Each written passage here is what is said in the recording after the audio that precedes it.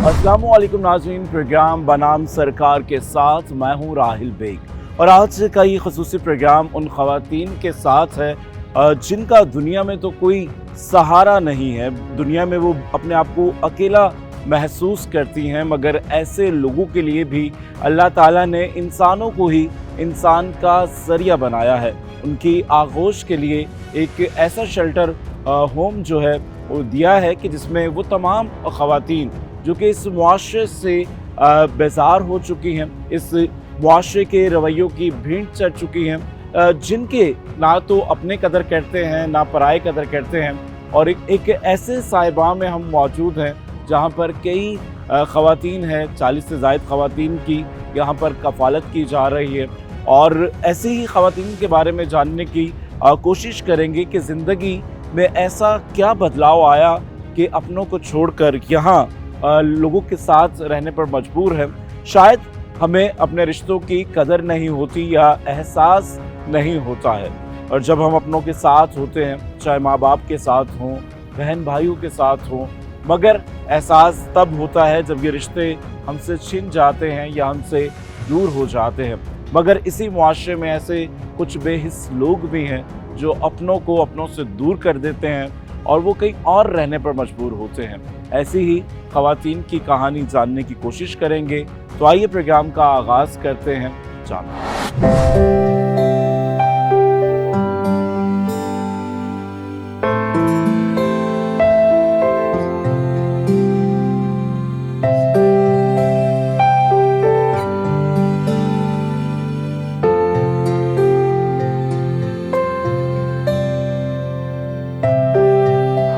अपने लिए तो सभी जीते हैं, मगर ज़िंदगी का असल मकसद है औरों के काम आना, और इसी मकसद के साथ और इस मिशन के साथ ज़िंदगी गुजार रही हैं। और आगोश के नाम से ये शेल्टर होम है जिसको वो रन कर रही हैं, और फाउंडर प्रेसिडेंट भी हैं। शगुफ्ता सबा हमारे साथ हैं। अस्सलाम वालेकुम जी। वालेकुम अस्सलाम, क्या हाल है आपके? अल्लाह का शुक्र है, ठीक ठाक। शगुफ्ता, जो आप काम कर रही हैं वो काबिल तहसीन है। ऐसे लोगों को जिनको हमारा मुआशरा या अपने ही रिश्ते अपने से दूर कर देते हैं, उनको समेटना, उनको साथ रहना और उनको इंसान समझना, सबसे बड़ी बात ये है। और ये ख्याल किस तरह से आया और किस तरह से ये सिलसिला शुरू हुआ? देखिए, अल्लाह पाक ने जिससे जो काम लेना होता है तो वो अल्लाह पाक वसीले भी बना देते हैं, रास्ते भी बना देते हैं। तो बस शायद अल्लाह पाक ने मुझे मुंतखब किया था इस काम के लिए, क्योंकि वाकई काम तो ये बहुत बड़ा है। क्योंकि आज के दौर में अपनी माँ को लोग नहीं रख पा रहे हैं और उनको रोडों पे छोड़ के जा रहे हैं बेयार व मददगार। खुदगर्जी का ये आलम हो गया है।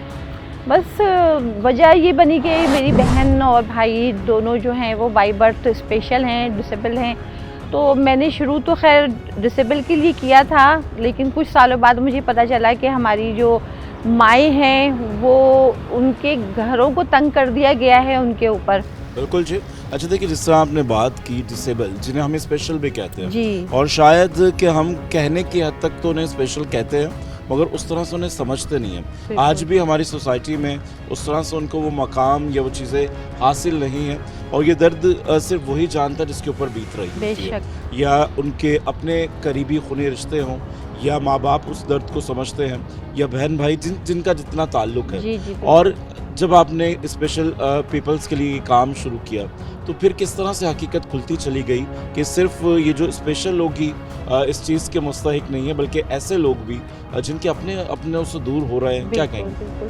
देखिए, मेरे पास कुछ ऐसी ख़वातीन ने आना शुरू किया जिनको कि उनके अपनों ने उन्हें निकाल दिया था और उनके घर में उनके लिए कोई जगह नहीं थी, और वो बेचारी बेयार मददगार तकरीबन रोड पर रहने पर मजबूर हो गई थी, जो कि क्वालिफाइड भी थी और अच्छी फैमिली से ताल्लुक़ रखती थी। लेकिन मैं समझती हूँ माशरे में हमारे जो है खुदगर्जी बहुत ज़्यादा बढ़ती जा रही है। रिश्ते जो है ना, तकरीबन रिश्तों का तक़द्दुस पामाल होता जा रहा है वक्त के साथ साथ, जो कि बहुत गलत है, सही नहीं है। और हमारे माशरे में तो ओल्ड होम होना ही नहीं चाहिए। बदकिस्मती है हमारी कि हमारे मुल्क में ओल्ड होम तेज़ी के साथ कायम हो रहे हैं। क्यों कायम हो रहे हैं? क्योंकि उसकी ज़रूरत है। अच्छा, देखिए कि जैसा आपने कहा, और होना भी नहीं चाहिए। देखिए कि रिश्तों के जो एक खूबसूरती है वो एक अलग ही बात है, क्योंकि माँ बाप बचपन से लेकर बड़ा करते हैं किसी काबिल बनाते हैं, और जब वो वक्त आता है और वो ऐसी औलादें होती हैं जो उनको बिल्कुल अपने से अलग कर देती हैं, दूर कर देती हैं। बड़ी वजह आप क्या समझती हैं कि ओल्ड होम में या इस तरह के जो शेल्टर होम है उसमें इजाफा हो रहा है? बड़ी वजह किसको ज़िम्मेदार करार देती हैं? ये महंगाई भी है, या फिर आप समझते हैं कि काउंसलिंग अच्छी नहीं होती है बच्चों की, या तरबियत का मामला है? किस वजह से ये चीज़ें आम होती चली जा रही हैं? देखिए, कोई एक बात नहीं है, बहुत सारी इसमें बातें हैं। सबसे पहले तो मैं ये कहूँगी कि खुदगर्जी बहुत बढ़ती जा रही है, जिसकी बेसिक वजह ये है कि हम दीन से दूर हो गए। हमने अपने जिसमें हमें इस्लाह, अल्लाह पाक ने हमें इस्लाह की एक किताब दी है, उसको हमने उठा के तौक पे रख दिया है ऊपर, कि उससे ऊपर उसकी इज्जत करना है, उसे पढ़ना नहीं है, और अगर पढ़ना भी है तो बस सिर्फ रमज़ानों में उसको निकालना है। मेजॉरिटी की मैं बात कर रही हूँ। हम ओकेजनली मुसलमान हो गए ना, अब जितने भी हमारे त्यौहार आते हैं हम उन्हें फेस्टिवल के तौर पर लेते हैं, बजाय इससे कि हम उससे सीखें या कुछ अमल करें। ज़ाहिर है, जब हमारे बच्चों की तरबियत जिस तरह से हुआ करती थी वैसी नहीं हो रही है, माएँ भी उस तरह की तरबियत नहीं कर रही हैं, और दीन की तालीम तो मैं समझती हूँ बिल्कुल ही नहीं दी जा रही है। तो जब दीन की तालीम नहीं होगी और बच्चों की तरबियत में कमी होगी, माँ भरपूर तवज्जो नहीं देगी बच्चों को, तो फिर यही रिजल्ट सामने आएगा। बिल्कुल इस तरह की चीज़ें होती हैं, वाक़यात होते हैं, और जबकि ऐसे सोसाइटी में नहीं होने चाहिए, क्योंकि जिस तरह से आज कल हम बहुत ज़्यादा स्टेटस कॉन्शियस हो गए, जितने सोशल मीडिया प्लेटफॉर्म्स आ गए हैं, हम अपनी रियल लाइफ जो हमारा एक असल चेहरा है हम उसको छुपाते हैं। और बहुत सारे केसेस में ये भी आता है कि लोग फिर अपने वालिद पेरेंट्स को देखकर ऐसा लगता है कि वो बैकवर्ड है, तो हम इन्हें सोसाइटी में कैसे लेकर आएंगे, या हमारा लाइफ स्टाइल जो है, स्टैंडर्ड ऑफ लाइफ है, वो बिल्कुल चेंज हो गया। तो इस तरह के भी वाक़यात आज होते हैं। बिल्कुल होते हैं। लोग समझते हैं कि अगर हमारे माँ बाप जो है वो सीधे साधे से हैं, अगर पढ़े लिखे नहीं हैं, तो उनको शर्मिंदगी का बायस समझते हैं कि हम इनका जो है तारुफ किस तरह कराएंगे कि ये हमारी माँ है या हमारा बाप है। और बहुत सारी तो ऐसी ख़वातीन हैं, शौहर की डेथ हो जाने के बाद, वो बेवा होने के बाद समझ लें मेहनत और मुशक्क़त करके अपने बच्चों को परवरिश करती हैं, उनको तालीम, उनकी जो ज़रूरियात ज़िंदगी होती है वो मेहनत मुशक्क़त करके पूरा करती हैं, और जब वक्त आता है उनके आराम और सुकून का, तो उस वक्त उनके बच्चे उन्हें घर से निकाल देते हैं या उनको लोगों से मिलवाने में शर्मिंदगी का बायस समझते हैं। और बिल्कुल देखिए, ये अफसोसनाक अमल है। जिस शख्सियत ने, देखिए दुनिया में माँ से बड़ा कोई रिश्ता होता नहीं है, और दुनिया में दो ही ऐसे पुरखलूस रिश्ते हैं, वो आपके वालिदैन के हैं। और माँ वो हस्ती है जिसके कदमों तले अल्लाह ताला ने जन्नत रखी है, और ये जन्नत का रास्ता है। और जब हम इनकी अताअत करेंगे, खिदमत करेंगे, और सोचें कि जिस मकाम पर आज आप मौजूद हैं, ये जो भी आपका स्टेटस है वो उन्हीं की बदौलत है। उन्होंने खुद मुशक्क़तें कर कर, अपनी ख्वाहिशात को मार कर, अपने ख़र्च को रोक कर, अपनी ज़रूरतों को कहीं पसे पुश्त डाल कर आपकी कफ़ालत की, और आपके लिए आपको तैयार किया आपके अच्छे मुस्तकबिल के लिए, ताकि आप अपना अच्छे मुस्तकबिल के साथ साथ बुढ़ापे में उनका सहारा बने। और जब वो वक्त आता है कि जब आपको जब उनकी ज़रूरत थी उन्होंने आपको वक्त दिया, मगर जब आपका वक्त आता है तो आप नज़रें फेर लेते हैं, दूर चले जाते हैं, तो इससे बड़ी नामुरादी क्या होगी कि अल्लाह ताला आपको इतनी बड़ी नेमत दे और हम उसकी कदर ना करें। इंसान क्योंकि जिस मुआशरे में, जिस सिस्टम में हम लोग मुर्दा परस्त कौम हैं, हम किसी भी रिश्ते को या किसी भी चीज़ को उस वक्त तक तस्लीम नहीं करते जब वो हमसे दूर हो जाता है या छिन जाता है या दुनिया से चला जाता है। तो क्या कुछ लोगों में एहसास निदामत होता है जो लोग छोड़ जाते हैं, ये कभी मिलने आते हैं, या कभी कोई किसी में ये एहसास बेदार होता है कि मैं इनको अपने साथ वापस ले जाऊं, या बस एक बार छोड़ गए और भूल गए? देखिए, ये बहुत ही कम होता है। लोग तो, मैं जिन लोगों से ताल्लुक़ है, जिन लोगों को फेस कर रही होती हूँ, तो बस वो तो उनकी मौत का इंतज़ार कर रहे होते हैं कि शायद ये फ़ोन आ जाए कि भैया फ़ारिग हो गए। मतलब एक जो होता है ना कि माँ है, वो भी चीज़ ख़त्म हो जाए। तो बस ये है कि कुछ लोग हैं ऐसे जो मजबूरी के तहत भी छोड़ते हैं। ज़ाहिर है कि वो अगर उनकी माँ बेड रिडन हो गई है और वो उन्हें जॉब पर जाना है और वो ज़ाहिर सी बात है रोज़गार के लिए तो घर से बाहर निकलना होगा ना, तो वो अपनी, और वो इतनी उनकी इस्तिताअत नहीं है, अफोर्ड नहीं कर सकते किसी मेड को, तो वो लोग छोड़ देते हैं यहाँ पर।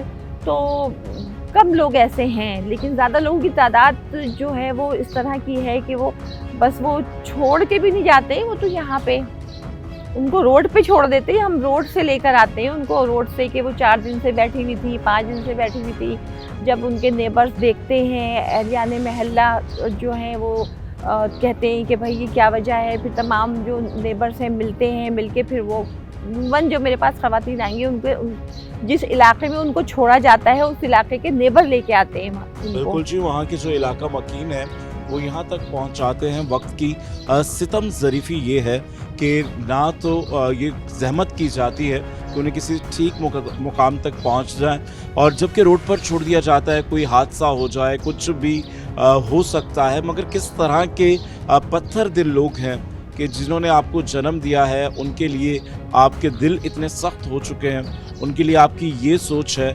और आज का जो दिन है, आज का ये जो स्पेशल प्रोग्राम है, उन्हीं माओं के नाम है, और जिन माओं ने अपनी कुर्बानियाँ दी हैं और अपनी औलादों को परवान चढ़ाया है। माँ होती है, माँ चाहे सादा हो, गरीब हो या कैसी भी हो, माँ होती है।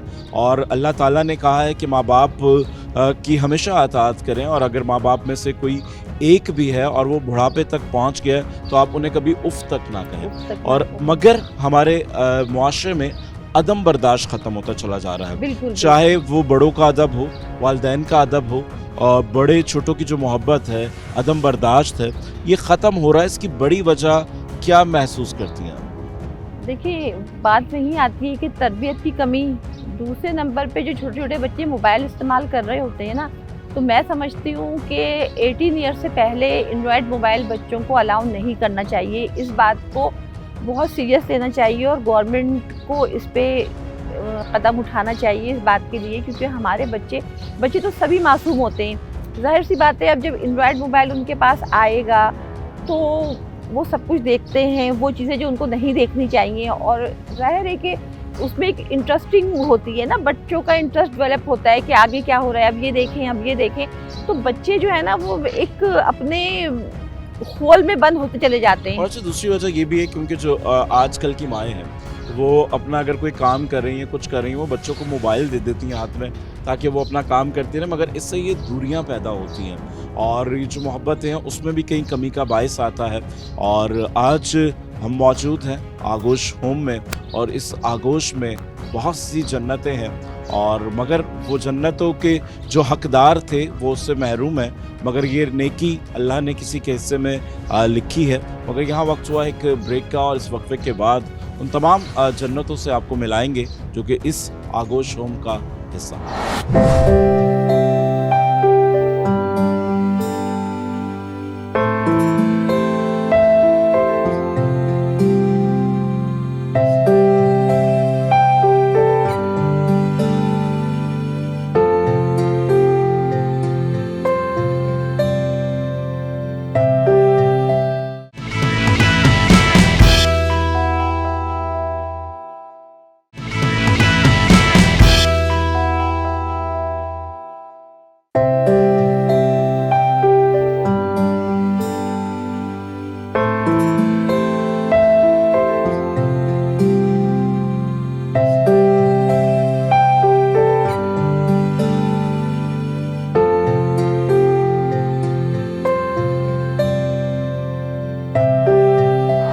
वेलकम बैक नाजरीन, आप देख रहे हैं प्रोग्राम बनाम सरकार, और आज का ये खुसूसी प्रोग्राम खुसूसी लोगों के साथ जिन्हें मुआशरे ने तो ठुकरा दिया, मगर किसी के ठुकराने या रद्द करने से वहाँ का दर बंद नहीं होता है, और ऐसे लोग उन्हें मिलते हैं जो उनकी कदर करते हैं। और ऐसी ही ख़वातीन, बल्कि ऐसी ही कुछ माएँ यहाँ पर मौजूद हैं, और ये देखते हैं कि वो अपना वक्त किस तरह से गुजारती हैं और किस तरह से उनकी केयर की जाती है। तो आइए देखते हैं।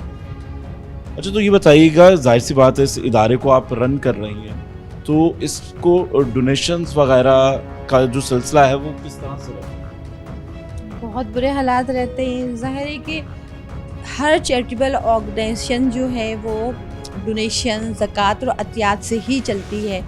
तो मैं समझती हूँ लोगों को चाहिए आगे बढ़ें और आगे बढ़कर ऐसे इदारों को सपोर्ट करें जिनको उनकी ज़रूरत है, क्योंकि यहाँ पे ज़ाहिर है ख़वातीन तीनों टाइम रह रही हैं, उनका खाना है, उनकी रिहाइश है, उनकी मेडिसन है, उनके पैम्पर हैं, तमाम वो चीज़ें जो कि बेसिक नीड होती हैं, उन नीड्स के लिए भी हम परेशान हो जाते हैं। सबसे बड़ी बात ये है कि हमें एक जगह रेंट की है, सबसे ज़्यादा परेशानी हमें रेंट में आज 24 साल हमें हो गए और 24 सालों से हम रेंट पे हैं। और देखिए कि ये जज्बा बड़ा है और यकीनन जो मदद है वो अल्लाह की मदद भी होगी। और यहाँ पर कुछ ख़वातीन हैं और इनसे बात करते हैं। अस्सलाम वालेकुम। वालेकुम अस्सलाम। अम्मा जी, क्या नाम है आपका? कैसर जहाँ। कैसर जहाँ। अम्मा जी, कितने अरसे से आप यहाँ पर? मेरा ये तीसरा साल है। तीसरा साल है। तो ऐसी क्या वजह बनी और कि आप यहाँ आ गई? क्या वजह बना है बेटा, मैं 20 साल की उम्र में बेवा हो गई, फिर मैं काम करती थी, ठीक। अब एक्सीडेंट हो गया 30 साल के बाद। ठीक है। काम मैंने 35 साल करी है, एक्सीडेंट हो गया तो ऐसा हुआ कि मैं बिल्कुल बेकार हूँ। बेकार हूँ। तो आपके कोई बच्चे या कोई वाली वारिस कोई है? नहीं, सौतेली माँ बहन है, बस माँ तो ख़त्म हो गई, वालिद साहब भी बहुत हो गए, सौतेले भाई बहन है, एक है। अच्छा, देखिए यकीनन कोई ना कोई ऐसी मजबूरी होती है जब इंसान अपने घर से बाहर निकलता है, चाहे वो अपने गुजर बसर करने के लिए काम करे या अपनी रिहाइश के लिए कुछ करे। तो यहाँ का जो माहौल है, यहाँ पे जो रहन सहन है, क्या कहेंगे? बहुत बेहतर, बहुत बेहतर है। हाँ, घर के माहौल से, जिस तरह से घर के लोगों को अपना फिक्र होता है, इज्जत आबरू का, हर चीज़ का। अच्छा, देखिए जिस बहुत ही तरह बेहतर आपने है। बताया आपकी एक सौतेली माँ थी जिसकी वजह से आप निकले, क्या सौतेली माँ का रवैया आपके साथ अच्छा नहीं? ना, माँ से बढ़कर तो उसकी बेटी थी, माँ तो थी बस, सौतेली माँ तो होती ही है। क्या कहती थी? नहीं, परेशान करना, जब वक्त खराब हो जाए तो हम इसलिए पठान है ना, बेटियों का जब वक्त खराब हो जाए तो उन्हें जिंदा दरगोर कर देते हैं, ये मसला है खानदान। यहाँ आने का मकसद भी यही होता है। ऐसी बहुत सारी ख़वातीन हैं, देखिए माशरे में ये चीज़ें तो चल रही हैं। हमारा मकसद कतन ये नहीं है कि यहाँ आकर इनके ज़ख्मों को कुरेदा जाए या इनके जो दुख है उन्हें ताज़ा किया जाए। ऐसे लोगों को मिसाल देने की कोशिश होती है कि आप कभी हिम्मत ना हारें।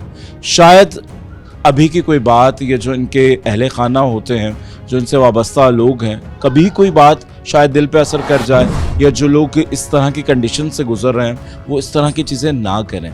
जो अपना घर होता है, जो अपना रिश्ता होता है, वो अपना ही होता है।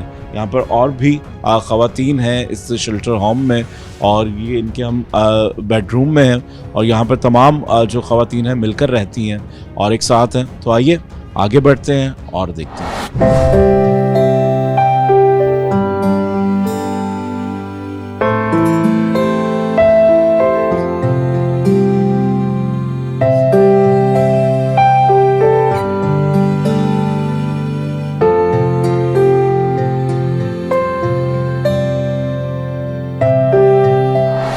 कैसी हैं अम्मा जी, खैरियत से आप? हाँ, खैरियत से हूँ, अल्हम्दुलिल्लाह। क्या नाम है आपका? मेरा नाम सकीना सुल्तान है। अच्छा जी। तो क्या कहेंगी, यहाँ कैसा है? सब दोस्त बन गई होंगी आपकी? ये तो हम लोग फैमिली मेम्बर्स की तरह यहाँ रहते हैं ना, सब मिल आके रहते हैं। तो कितने अरसे से यहाँ पर? काफ़ी अरसे से हमने यहाँ तो कैसे आना हुआ यहाँ, कैसे पहुँची? कि जब आपका कोई नहीं होता ना, जब सब फैमिली मेम्बर्स ना हो, और मेरा 3 बेटा भी तो इंतकाल कर गए, मैं कोई नहीं हाँ, मैं पढ़ा रही थी, मेरा शौहर भी था, अब मेरा शौहर गुजरा 19 ईयर्स हो गए। तो किस तरह पहुँची यहाँ पर? किसी ने बताया आपको? मुझे जानने वालों ने कहा कि यहाँ में है एक इदारा जो आप रह सकेगी, जहाँ पर आपको टेक केयर कर सकते हैं, घर का तरह है माहौल। मैं आई तो मुझे बहुत अच्छा लगा। दिल लग गया अब आपका?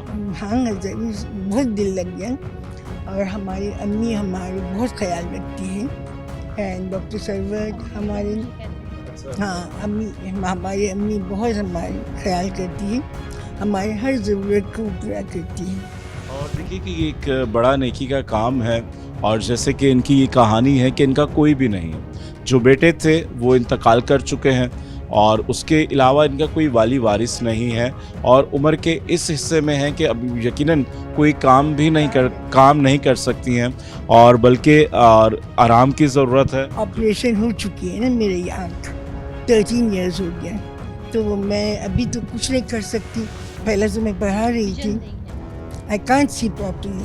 बिल्कुल जी। और दूसरी बात ये, क्योंकि ये उम्र आराम की होती है, जब आपका कोई अपना होता है, देखिए रिश्ते जो होते हैं वो एहसास के होते हैं, ना कि खून के होते हैं, बल्कि एहसास के होते हैं। और जिन रिश्तों में एहसास ना हो वो रिश्ता ही नहीं होता है। तो यहाँ पर और भी ख़वातीन हैं, लेडी हैं जो यहाँ पर मौजूद हैं, और यकीनन सबके साथ कुछ ना कुछ ऐसा हुआ है। अस्सलाम वालेकुम। वालेकुम सलाम। कैसी हैं आप? ठीक हैं? ठीक हूँ। और क्या कर रही हैं? बैठी हूँ। बैठी हुई हैं। और वैसे दिन भर क्या करती हैं, क्या मसरूफियत रहती है? सुबह हम लोग उठते, मुँह हाथ धोते, नाश्ता करते, फिर बाहर बैठ जाते ड्राइंग रूम में, तिलावत सुनते, फिर कलमे सुनते, और फिर एक्सरसाइज होती है, एक्सरसाइज करते। अच्छा मुझे ये बताइए कि कैसे आना हुआ आपका, यहाँ कौन लेकर आया आपको?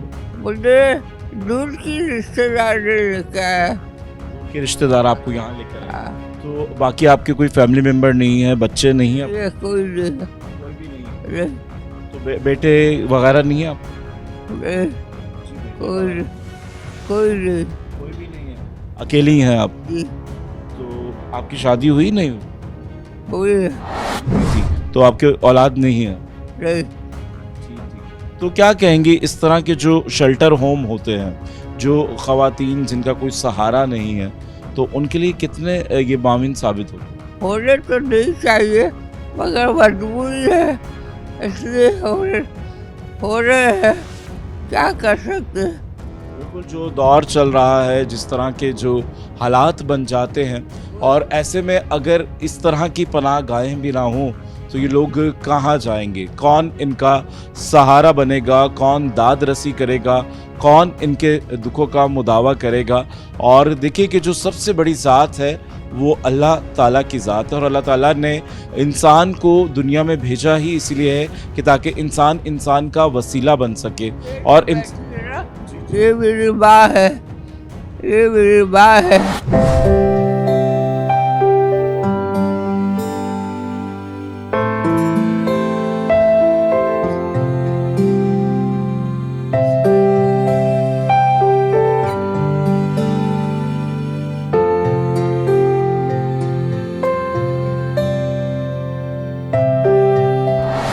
गुफ्तगू का ये सिलसिला जारी है, और यहाँ पर मौजूद ख़वातीन की अपनी ही एक कहानी है। कोई अपनों से दूर रहकर भी उनसे दूर नहीं है, और उनके दिलों में इसी तरह से मोहब्बतें हैं। इंसान अपने लिए जब खुद गर्ज होता है और उसको कोई भी रिश्ता अच्छा नहीं लगता है। जहाँ पर लोग एक दूसरे से दूर हो रहे हैं, वहीं पर ऐसे लोग भी हैं जो इनको गले से लगाते हैं, सीने से लगाते हैं, अपना समझते हैं। मगर यहाँ वक्त हुआ है एक वक्फे का। वक्फे के बाद प्रोग्राम को दोबारा से कंटिन्यू करेंगे।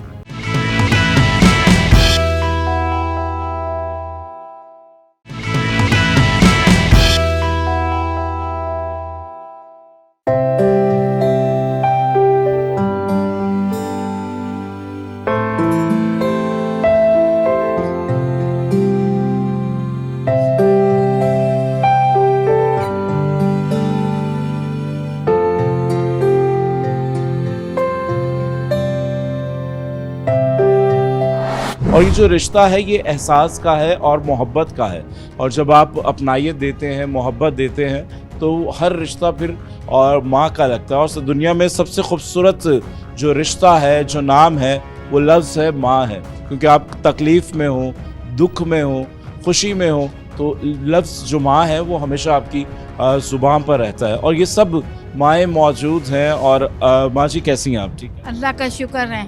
क्या नाम है आपका? नजमा। नजमा। नजमा बीबी, कब से आप यहाँ? मैं कोई 6 साल हो गए। तो आने की वजह क्या बनी? किस तरह से आई? खुद से आई थी या कोई छोड़कर? नहीं, मैं अपनी सहेली के साथ आई थी। सहेली के साथ आई थी। तो किसी ने बताया था आपको कि किस तरह? हाँ, किसी ने बताया था कि बहुत अच्छा है। अच्छा, इस 6 साल पहले की जो आपकी ज़िंदगी थी, अगर हम शुरू की ज़िंदगी की बात करें, जब नजमा एक नौजवान लड़की थी, उसकी अपनी ख्वाहिशें थी, ज़िंदगी थी, घर गृहस्थी थी, उसके बाद ये तब्दीलियाँ कैसी हुई? बस तब्दीलियाँ लोगों को देखकर हो गई।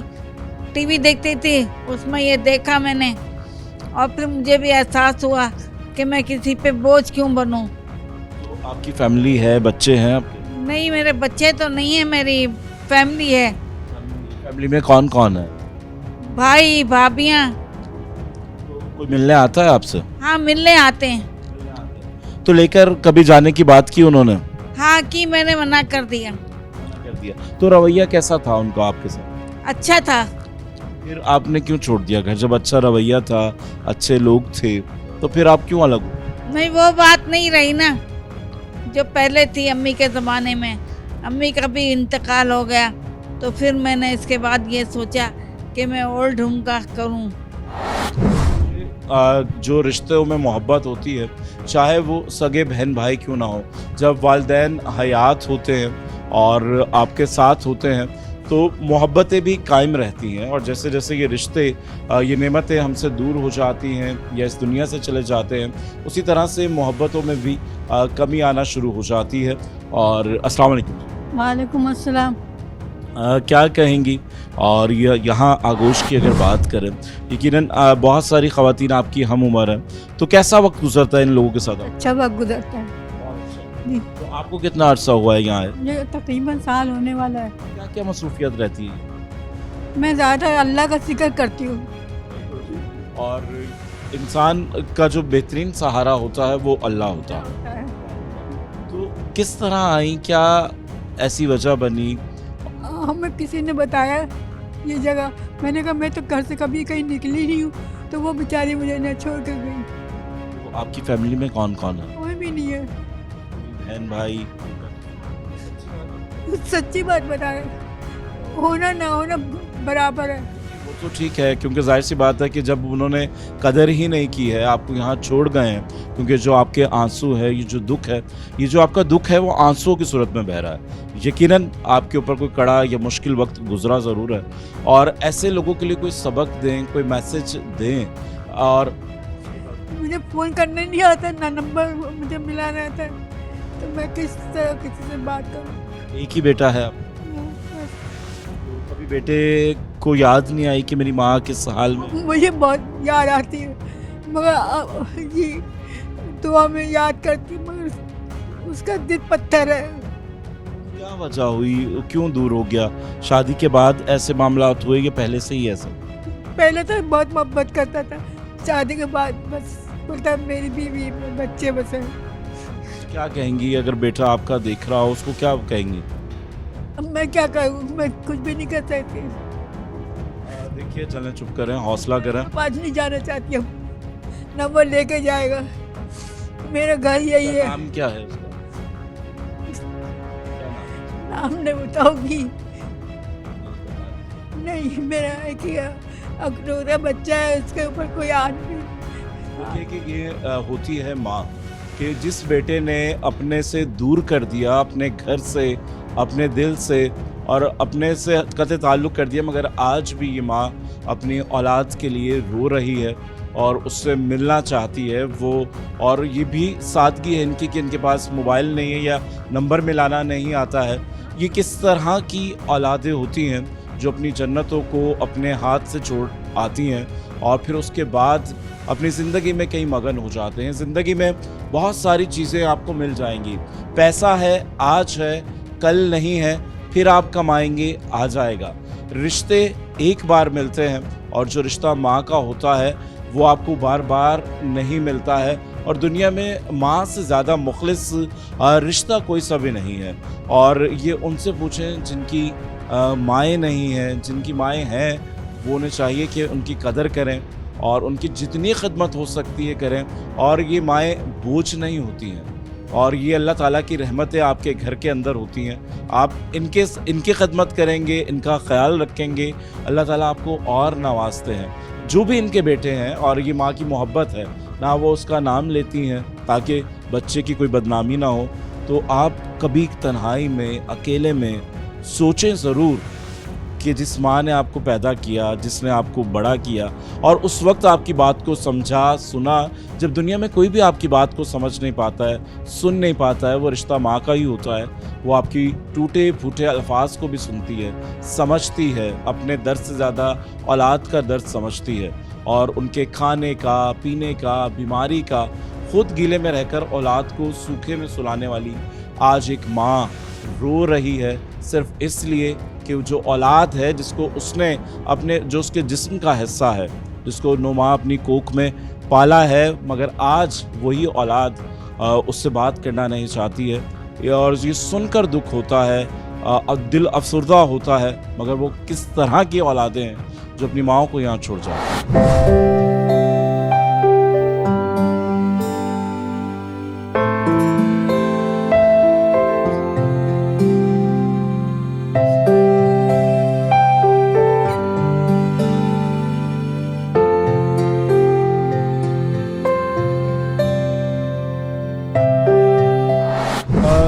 आप एक माँ हैं, दुनिया की जितनी भी माएँ देख रही हैं उन्हें क्या मैसेज देंगी या औलादों के नाम क्या पैगाम देंगी?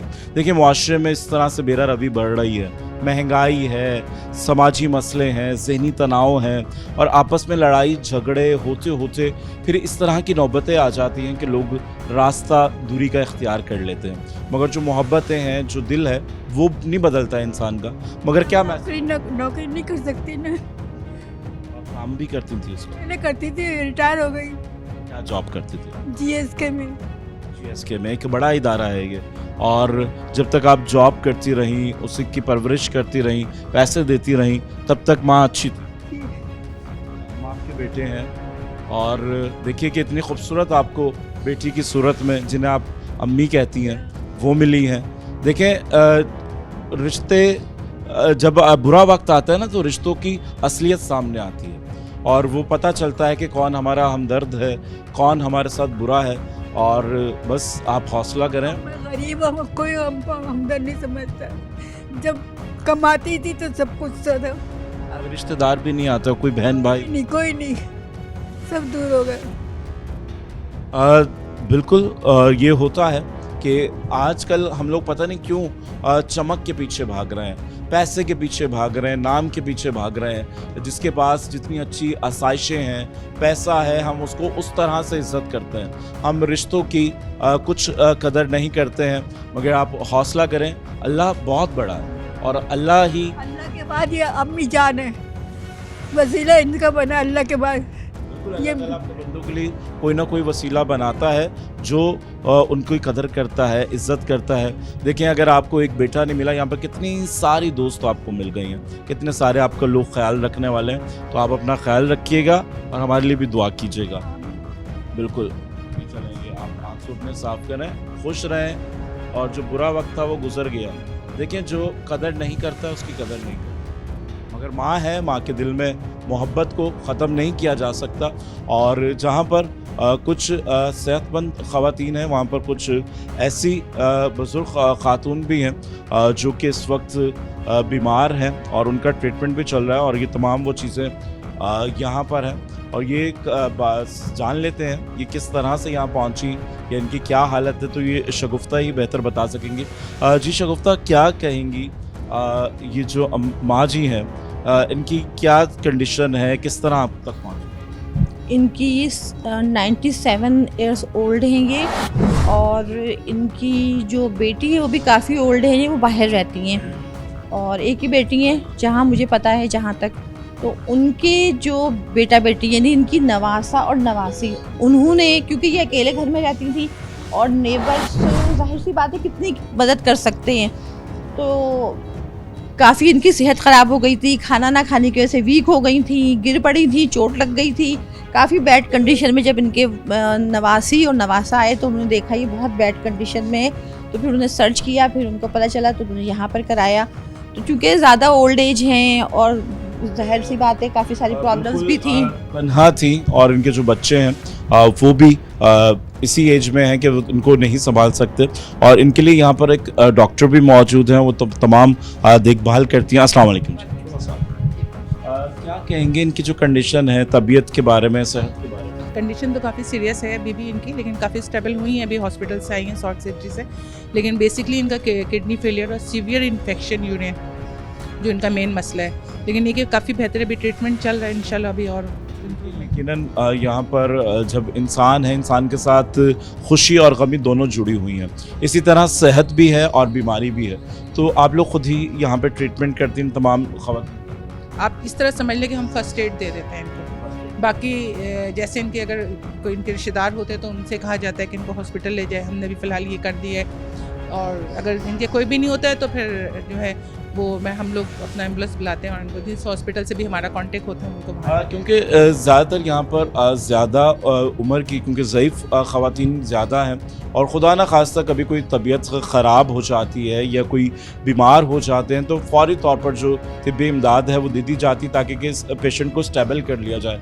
और अगर कोई सीरियस इशू या मसला होता है तो फिर उसे अस्पताल तक मुंतकिल किया जाता है और वो ये सब जिम्मेदारी खुद करती हैं। और देखिए कि हर किसी की कहानी दिल खराश है, दिल अफसरदा होता है। और जो लोग अपने घरों में जिनकी माएँ हैं वो कदर करें, इज़्ज़त करें, मोहब्बत करें। और यहाँ वक्त हुआ है एक वक्फ़े का। वक्फ़े के बाद इन तमाम खूबसूरत माओं से आपकी मुलाकात करवाएंगे। मिलते हैं इस ब्रेक के बाद।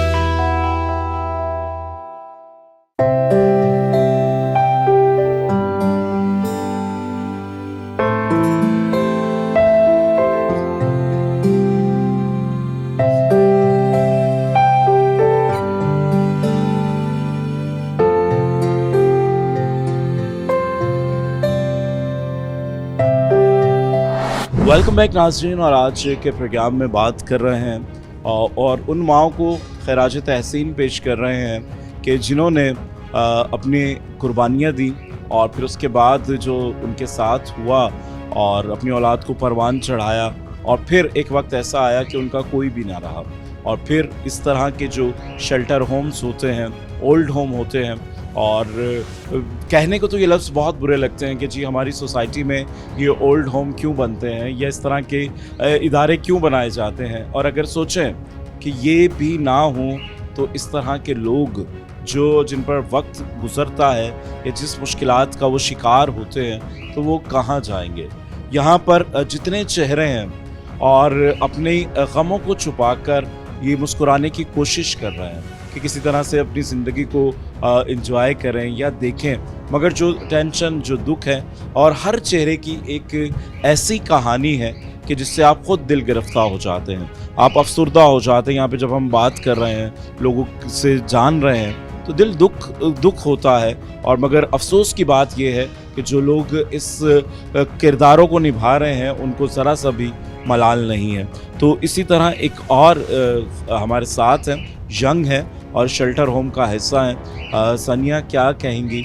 और हमारा कतन ये मकसद नहीं है कि आपके दुख को हम ताज़ा करें या आपकी दिल आज़ारी करें, मगर किस तरह से आप यहाँ पहुँची और क्या ऐसी वजह बनी? मैं लाहौर की रहने वाली हूँ। मेरे स्टेप फादर थे, वो मेरे साथ बहुत ज़्यादती करते थे और उन्होंने फिर मेरा पाँव भी काटा। तो मेरा बहुत जुल्म करते थे मेरे साथ। मेरा वहाँ रहना बहुत मुश्किल था। मैंने एक दिन चैनल वालों से बात की, फिर चैनल वाले मुझे कराची में लेकर आए।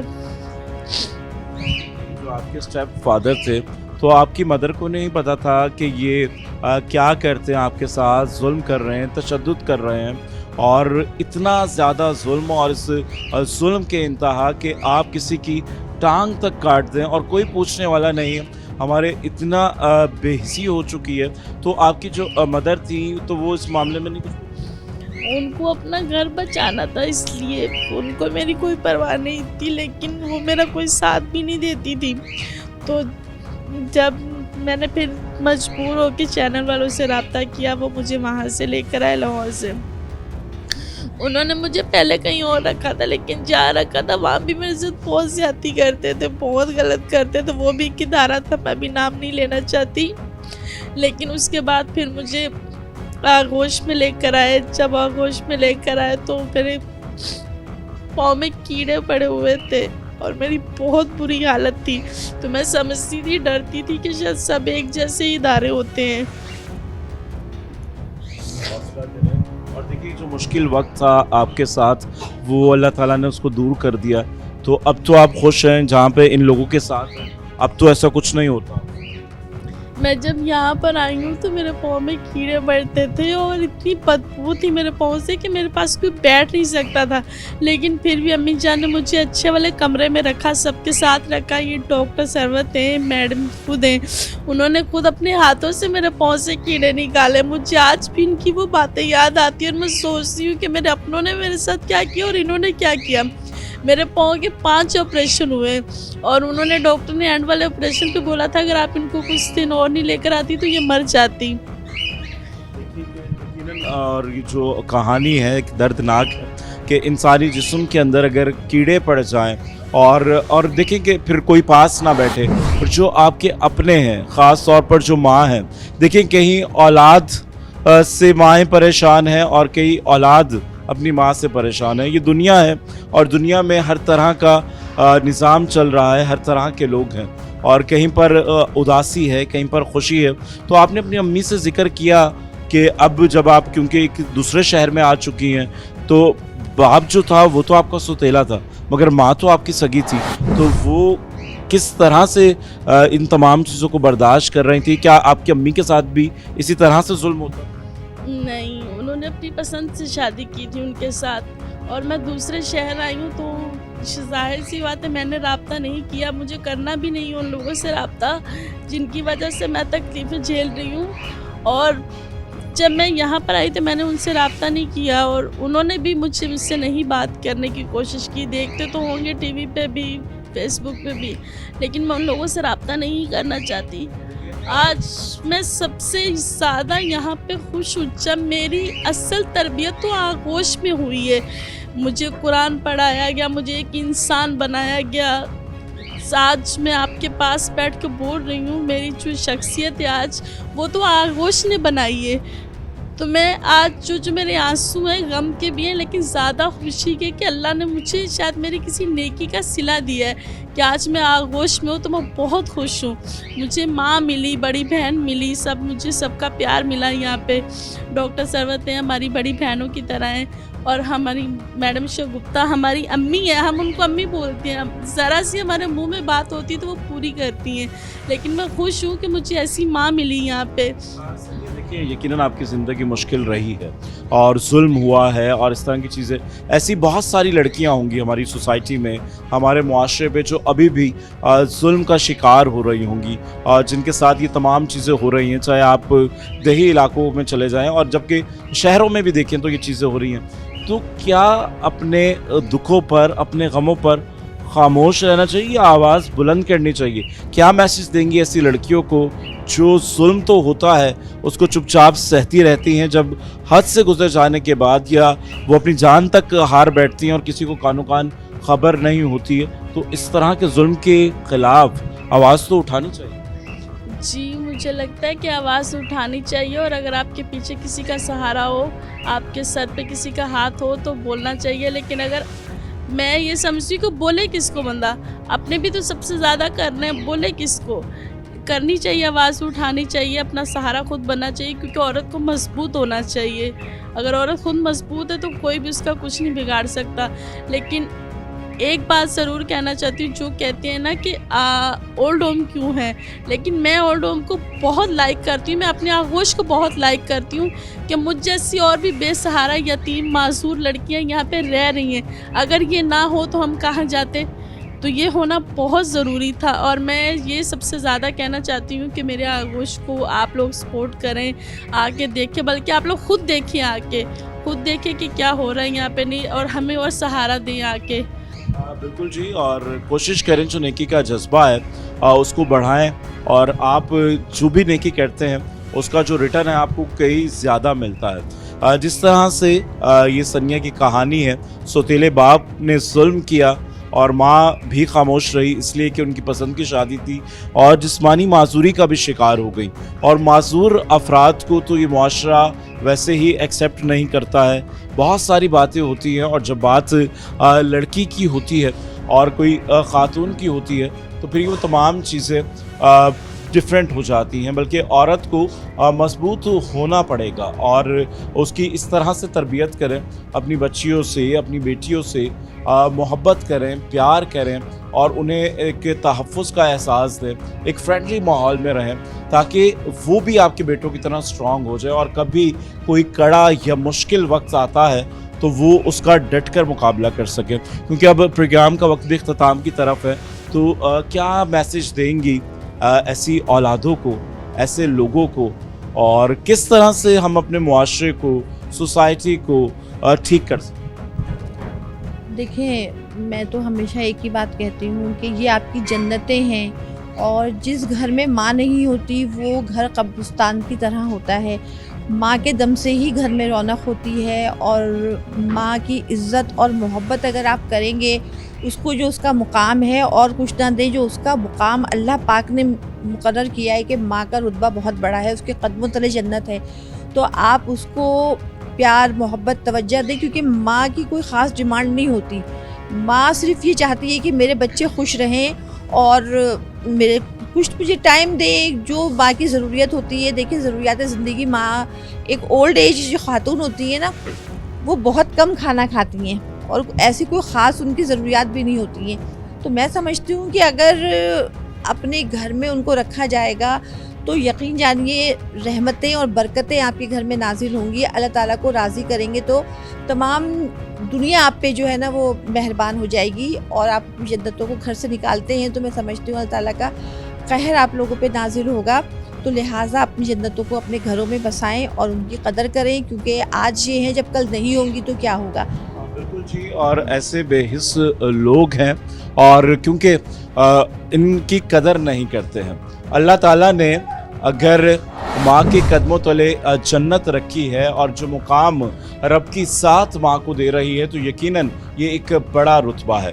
और ये भी महसूस करें कि देखिए कि जब वालिदैन बूढ़े हो जाते हैं तो वो बच्चों की तरह ट्रीट करते हैं। जब आप बिल्कुल नौमौलूद होते हैं, जब आप अपने आप को संभाल नहीं सकते हैं, जब आप अपना अच्छा बुरा कुछ नहीं देख सकते हैं, जब आपको खाने का भी कोई ढंग नहीं होता, तो ये माँ होती है जो अपने औलाद की फ़िक्र करती है, उसके खाने की, उसके रोने से उसके दर्द को महसूस करती है, उसकी ख्वाहिश को महसूस करती है। और जब वो टूटे फूटे लफ्ज़ों में बोलना शुरू करता है तो वही हस्ती माँ होती है जो सबसे पहले आपके लफ्ज़ों को सुनती है।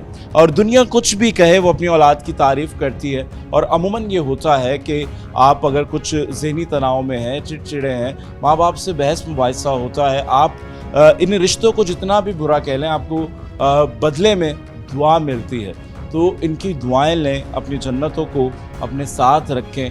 क्यों जन्नत के होते हुए आप दोज़ख के हकदार बन रहे हैं? हर मुसलमान की ख्वाहिश होती है कि उसको जन्नत मिले। जब अल्लाह ताला ने आपको जन्नतें दी हैं तो इनकी कदर करें।